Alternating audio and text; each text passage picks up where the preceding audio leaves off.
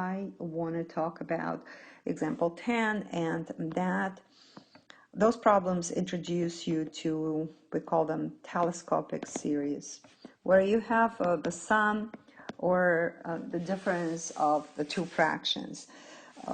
So part A, 1 over 2n plus 1 minus 1 over 2n plus 3. And we need to decide whether it converges or diverges. So this is a perfect example of a telescopic series. So what I want to do to show you what this sequence converges to, I'm going to start with 1. So plug in 1 and see what happens. So you get 1, that would be 3 minus 1/5 series. So we're adding. The next element would be plug in 2. So it's 5 minus 7 plus next one. I hope you can see the pattern, or maybe not yet. So let's plug in 3. So we get 1 over 7, and then minus, that will be 9 on the bottom, plus, let's do one more, and that will be enough. Can you tell what's going to happen next? Yep, we're going to get 1/9 minus, because we're plugging now 3, 4. So, and then here we're going to get 4 times 11. And so on. So if you eliminate the parentheses, you'll see that it cancels, this also cancels, and so on. So the same thing is going to happen over and over again. So what does it leave us with? We just end up with 1/3. So we say that this sequence converges to 1/3. That's it. Now another case, part B, where you also have a telescopic series, but I don't see the sum or difference of two fractions, so I can't do anything yet. So I'm going to help myself by using partial fractions method to split this fraction into two separate fractions. So it's a over n, b over n plus 1. So a n plus 1 plus bn equals what we have on the top one. Now if n equals -1, we get b times -1 equals 1. Therefore b equals -1. Now if n, what makes this 0? N equals 0. So then we get a times 1 equals 1, and a equals 1. So then, therefore, this fraction we can divide into two separate fractions, split. We get 1 over n plus 1 over n plus 1. So let's see what happens. Now let's start with 1. You get 1 plus 1/2.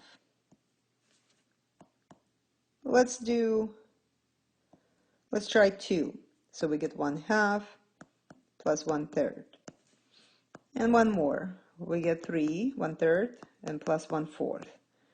And so on. So we can't really cancel anything. And as you add these numbers, so the sum gets bigger and bigger and bigger infinitely. So this sequence diverges. Now let's talk about the next test that helps us to determine what happens to series, whether it's decreasing or, converges or diverges. So this method we call the integral test. And there's certain conditions. I like this actually very much. This funny expression that helps us to memorize those conditions. Dogs cause in prison. So the first letters D, C, and P matter in this case. So if you have a certain type of series and you look at this function, the equation, if this function is decreasing, it's continuous, and it's positive, always positive, then you can apply the integral test. Now, the integral test is going to show you whether your series converges or diverges. So let me show you the example.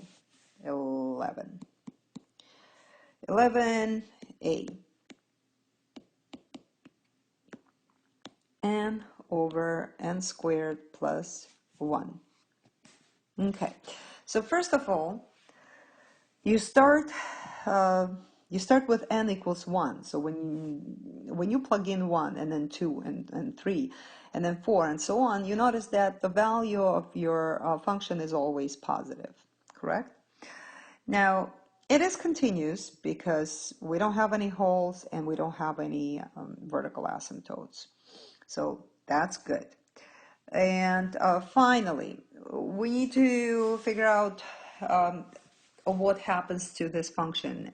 Is it decreasing or increasing? Because we want this function to decrease. Now, sometimes you can just look at the equation and figure out, the function, and you can figure out what happens to your graph, whether it's decreasing or increasing. Sometimes it's hard, so you can either start with 1, plug in, then 2, then 3, and see what happens to your values, or you can actually find the derivative, and let me do that quickly. Let's find the derivative of this function. So the quotient rule squared, n prime is 1 times n squared plus 1 minus n, and then derivative of the new denominator is 2n. So we get n squared plus 1 minus 2n squared over n squared plus 1 squared.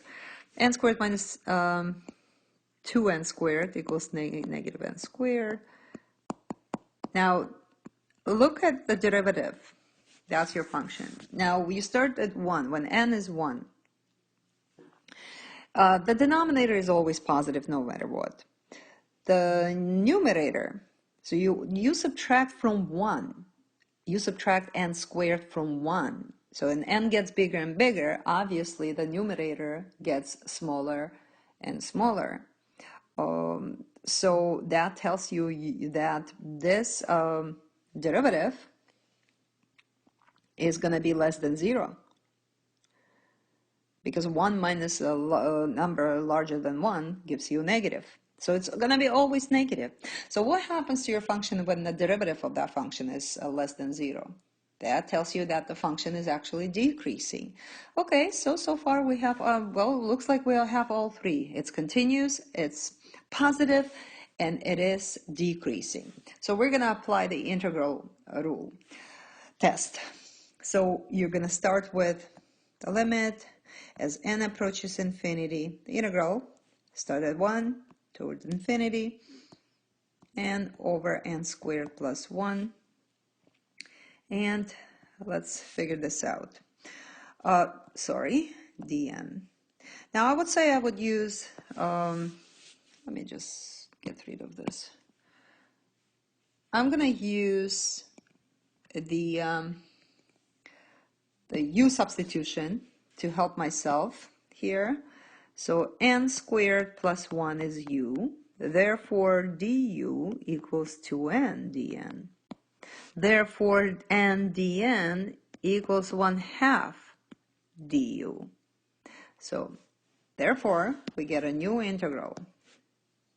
Integral from 1 to a. You remember how we solve improper integrals. Now, n dn is 1/2 du, so I'm going to pull out the 1/2 du. And that would be 1 over. And n squared plus 1, I replace with u. So it means we get 1/2 ln of u. But ln u, we substituted for n squared plus 1. And now let's figure this out.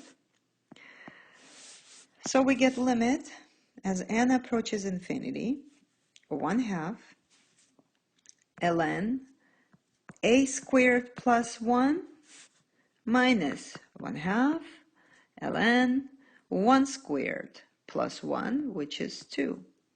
Now, as n, well, in this case, it's not n anymore. It's a approaches infinity.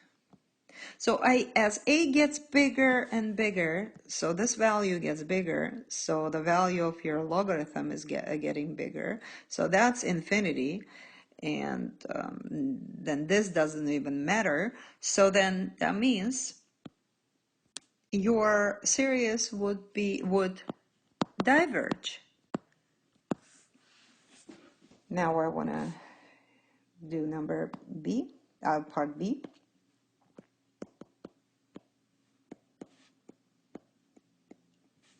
Okay, so again, let's see. As n gets bigger and bigger, your denominator gets bigger. So that means the whole fraction gets smaller and smaller. So that tells me that my function is decreasing. But we can always take the derivative to check that. N squared plus 1 squared. Derivative of 1 is 0, so that would be 0 minus n squared plus 1 prime. And that gives us negative 2n over n squared plus 1 squared. Now, the n gets bigger and bigger, so the denominator is always positive. The numerator remains negative, no matter what. So that means your derivative is negative, the function is decreasing. So it's decreasing, that's good. The function is continuous because we don't have any holes, no vertical asymptotes, so that's continuous. And it is positive because n gets bigger and bigger, and the denominator is always positive. On the top you have 1, so you will never get a negative value. So that means we can use the integral test to determine whether this series converges or diverges. So limit 1 over, integral from 1 to infinity, 1 over n squared plus 1 dn. I hope you recognize that this part right here, that represents the derivative of tangent inverse. Derivative of tangent inverse equals 1 over 1 plus x squared.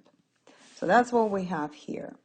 So that means when you integrate, you just get tangent inverse of n with the boundaries of 1 to a, and then you get a tangent inverse of a minus tangent inverse of 1. Now limit as a approaches infinity, tangent inverse of a minus tangent inverse of 1. Now, very important from pre-calc, the tangent inverse graph has two boundaries, negative pi over 2 and pi over 2. I hope you remember that. The graph looks like this. So as a gets bigger and bigger and bigger, so your graph approaches pi over 2. So I'm going to say that equals 2 pi over 2 minus tangent inverse of 1. Tangent of what equals to 1? Pi over 4. And the result is pi over 2. So that means this series converges to pi over 2.